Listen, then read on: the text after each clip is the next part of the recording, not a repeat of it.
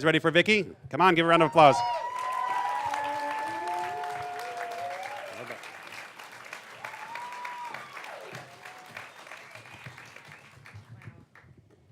Hi. So my story tonight is an upbeat tale about the night my dad died. Hold on, it's going to be so funny. It's not. So what happened was I got a call from my sister. I live in LA, and I'm from Minnesota. And I got a call that my dad had taken a turn for the worse, and I needed to get home right away. So I wasn't really ready for that. I didn't know there was a worse turn. I wasn't ready. So I get on the plane, and I don't remember the plane ride so much, but I remember when I got off, there was a guy in one of those beepy cart things with a sign with my name on it. And I thought, oh no, that can't be good news. I was so freaked out, I thought maybe he'd already died, but all of my energy went into, do I tip this guy? Does he get tips? I don't know. I've never had a beepy cart guy take me to the luggage area. So the whole ride, I'm just like, I don't know. Do I have any cash? I don't know. Is he making his living? Is he getting minimum wage? I was very concerned about his lifestyle. And so I don't honestly remember if I tipped him. I remember getting to the hospital and finding out that my dad had actually already slipped into a coma. And I had missed all the dramatic goodbyes because they knew he was not going to make it past that. So that was upsetting. But he was in a coma for a while. And you learn a lot about people's families when you're in a coma, when somebody else is in a coma. When you're in a coma, you don't learn anything. But when somebody else is in one, you learn a lot. And and it was that weird place where everybody is connected by this thing, but you're not, because it's killing you.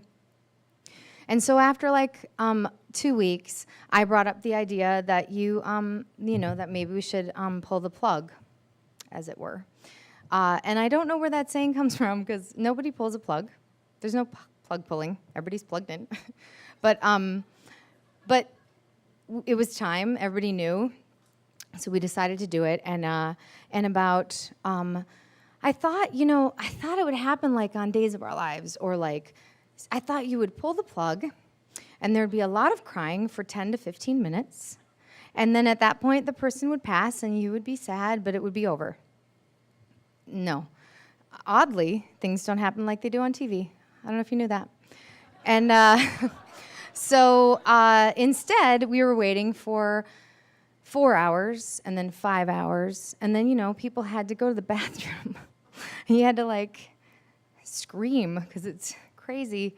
And right in the middle of that, they wheeled in another woman into our room, a woman who had just had heart surgery. And I remember thinking, well, that's not a good idea. My dad is dying. What are you doing bringing in a woman who's had heart surgery? That doesn't make any sense at all. It's bad management. And she was she had taken a bunch of drugs, and so she was saying crazy things.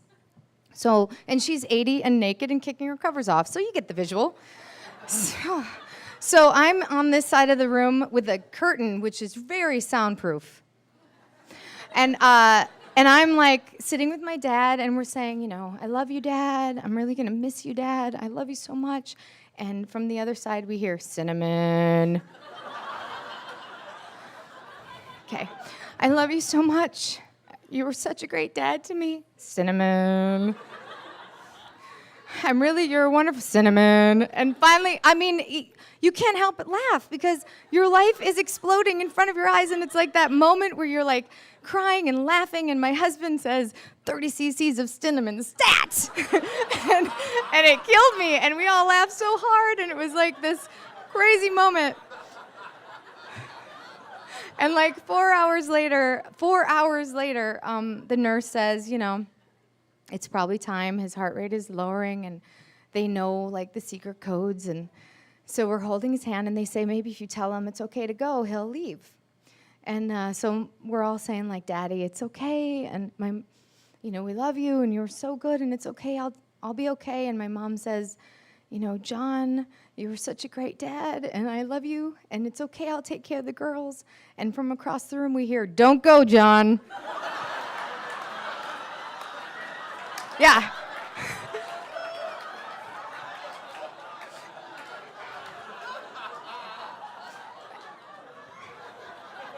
And I remember in that moment thinking, that's what I felt. That was what was inside me.